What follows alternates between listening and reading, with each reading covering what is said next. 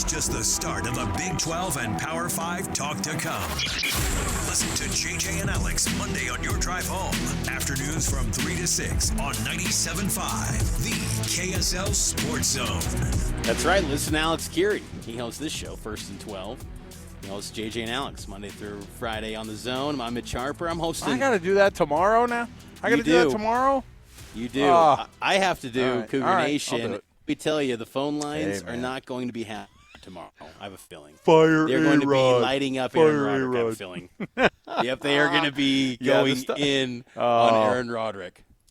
Can't stand it. The stuff after the games that people say, well, Jake Retzlaff is obviously not a Division I quarterback. And you're like, gosh, what are you guys doing after one game? It's one loss. First loss in 357 days, folks. You gotta understand. Like it's been a minute, but it's gonna be okay. And this show, we've been having a lot of fun today. How dare you? You couldn't just go one full year without losing. Jeez, I'm out of here on this team. First and 12 brought to you by melting down. Brought to you by Macy's Grocery Store. Get the freshest fruits and vegetables from local farms and your favorite local brands. Macy's. Happy shopping. I bet Kalani would love a good Kong cone every once in a while at Macy's. This was Kalani after BYU falls to the Kansas Jayhawks 17-13. All right. Well, obviously disappointing result, but you have to give a lot of credit to Kansas. They had a really good game plan, and looking at the stats and everything, we just didn't make enough plays and way too many mistakes. For us to come out with the victory. I think we played with fire in some ways in terms of like the mistakes that we made are way too many, and couldn't come back from them. So frustrated, but we got to get over it. We got to learn from this, and we got to move on. And we got a tough game coming up next week. So I think the goal from the beginning was to play at our best, every week, and obviously the statement 10 was not the one that we wanted, and this happens sometimes. And I think we haven't played our best and been able to bounce back and find a way to win. This one didn't work, and so we've got to go back and get to work, stay humble, stay hungry, all that stuff, and get ready to go. I told the players that love them. I mean, the effort was there. We obviously got to make more plays in all three phases, but the mistakes were way too many for us to overcome. And but this is a difficult feeling. We just got to find a way to learn from it and get over it and move on to the next, and and find ways to keep improving. So that's what we're gonna do before we head out to Tempe next week. But I thought Kansas played a great game. Looking at the stats, I didn't think we had 10 more first downs than them, and the glaring mistakes was the muffed punt that was a QB kick from them, and hit our player in the head, and thought we had a chance to recover it, and then that didn't work out, and so gave him the ball like on the 3-yard line, which is a gimme. I think we had a 13-10 lead. That was a problem. So didn't like the way we ended the first half. Obviously didn't like the way we ended the game too. So, but there's a lot of room for improvement in all three phases, and we'll get to work on that. But got a really good team. Really, we're still in a good spot.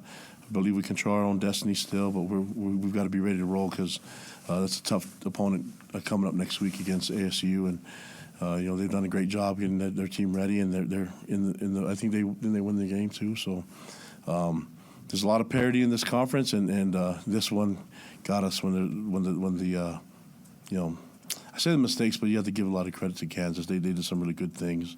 But we'll just keep plugging away. So we're in a spot now at 9-1, and if you had told me before the season, would you take it? Of course. But this is we still have an opportunity. For me, we have an opportunity to still play for something with the conference championship, and so that's what we need to focus on.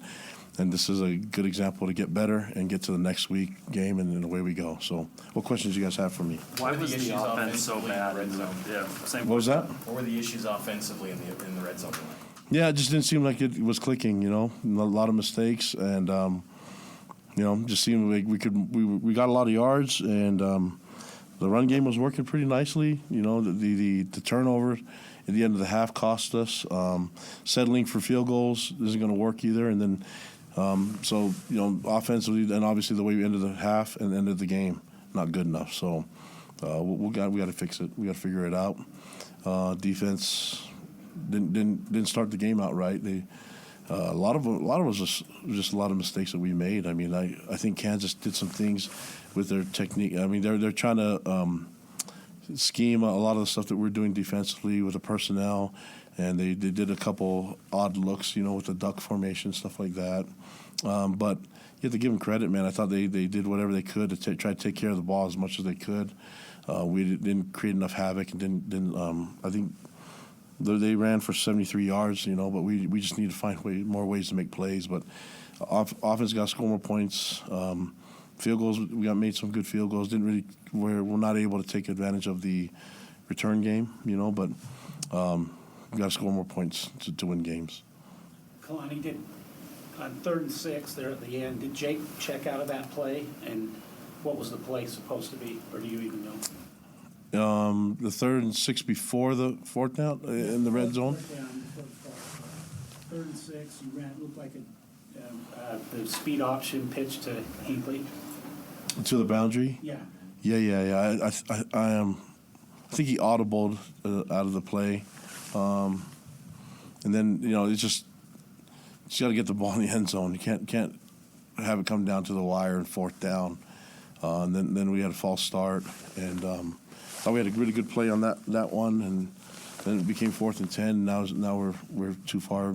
I think Chase was a couple yards short of the 1st down, so just get in the end zone. I don't really care how much time's left on the clock. Obviously, they were taking timeouts to preserve some time for when they get the ball back, but we got to get the lead before we can even worry about that stuff. We weren't worried about the clock. We just need to get the ball in the end zone. What did you see on that muff punt? Was it just a bad, unlucky bounce? Yeah, it was. It was a couple unlucky bounces. One that hit, I think it was Evan Johnson was in coverage and hit him in the head, and then Jacob Robinson was right there, and I thought he had a clear path to just recover it, and for some reason it popped out of his hands, and they got the ball at the 3-yard line. So, sucks, But I think that happens. That's why the ball is shaped like that, to make things interesting. It just bit us in the butt this time, So. I hate that happened, because defensively I thought we kept them out of the end zone, except for that one time. And, this game was 10-10 at halftime. We'd lost the second half 7-3. So, and if you look at the stats, I thought we made some march down the ball and had some long drives and where we get some first downs, but the red zone offense did not work for us. And so we just have to be better. And so that's obviously we're going to look at it and try to figure it out. But you think that from what our defense did, it should be enough to get points on the board. But I know Jay Hill's not happy with how we played, because we felt like we could have done better. So all 3 phases we can improve on. But the guys are hurting right now. They're supposed to, but we got to get over it. Just like we have to get over the wins, we got to find ways to be humble and not get down on ourselves too much. Because we're in a really good spot still, So I think with what we've done throughout the year, we've earned the right to feel better now, and we just got to play better next week. We just won't get this one back, so we just got to find a way to play better next week, and whatever it takes, we got to get it done. In that timeout before the punt with Jalen Daniels, did you guys talk about the possibility that he could kind of back up and punt? Yeah, well, we thought they were just going to go for it, because he's got. I mean, that's what they've done in the past. So I haven't seen him kick that QB kick. So, yeah, and then he just kicked it. I mean, we have an Aussie kicker who can actually kick it to someone like that, but I don't know if he's going to punt more now, but maybe they should. It just caught us by surprise, and even after the punt, I mean, we just had a chance to recover. Sometimes things like that happen. You just got to get a stop, So when they get the ball on the 3-yard line, I don't like that we just played average defense and still gave up an easy touchdown, So when things go bad, you got to respond better than that, and I thought we were in a good spot even to win the game at the end, but we didn't do enough, and you have to give Kansas a lot of credit for that. They came motivated to win this game, and I mean, their backs are against the wall. We knew we were going to get their best shot. I'm not sure if we gave them ours, but it's too late now, So wish them luck next week. I think they play Colorado, so we'll be cheering for them, but we got to worry about ourselves and get ready to play this game against Arizona State.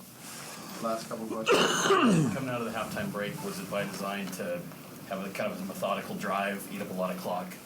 Is that what the plan was? I think we just were trying to score no matter what, but I think we wanted to establish a run game and just play some physical football. They did that to us last year, just run the ball, and we felt really good about the run. Then it stalled, and we're stuck at, I think it was like 4th and 3 or so, and wanted to go for it, but then felt like we should just take the points because it seemed it was a low-scoring game. We have a really good kicker. And so we just took the points, and unfortunately, those were the only points we scored in the half. Anything else? What's the message? I mean, you touched on this, but after a loss, now you have to go back to that and see them. So how do you see how the boys respond to this? What are you looking for? Yeah, I mean, we obviously gotta refocus and you gotta learn from the game, but you're gonna have to overcome the feelings of regret and wish that you could do it over again. You got to just get over it. That's life. I think there's so much that happens in life that don't go your way. You just got to find a way to respond better. And we're going to choose to do it with our heads up high and know that we have a lot more to play for still. I mean, this isn't the end. But if we're to taste defeat, this is you just got to. I believe that you got to just learn from it. And I don't think I can sugarcoat it for these guys. It's supposed to hurt. Especially when you could do better, it's supposed to hurt. And this is a huge obstacle. This is a roadblock, but we'll be okay. We'll fight back from it, and we still have a lot to play for. There's still a lot. We still control our destiny, and it doesn't really matter. We just got to get back to getting to work and winning next week's Super Bowl. That's going to be the key. Coach Sitake sitting in there answering the questions. I mean, all the stuff that he was frustrated with, I think are the same things that fans get frustrated with, right? I mean, you saw it out there. The mistakes were too many. And it's one thing to talk about, officiating or the ball not bouncing your way or, oh, man, it's a fluke play hitting the ball off of the top of that, that helmet. Fine, whatever. But the reality is that you got to give yourself a better chance. You got to get down the field. BYU had to score 30 points to even just, really get in that game and feel like they could control it and to let their defense shine. And instead the defense did all that work. And then the offense could only muster 13 points. All right, we'll take the break. We've got more right around the corner when we return. Oh, my goodness, Mitch, is it our power rankings already on the program this week? Big shakeup. Oh, man. I'd love to see where we're going to end up putting BYU in this one. All right, come back. More to go. 97.5, the KSL Sports Zone, and KSL News Radio. Stay right here with us.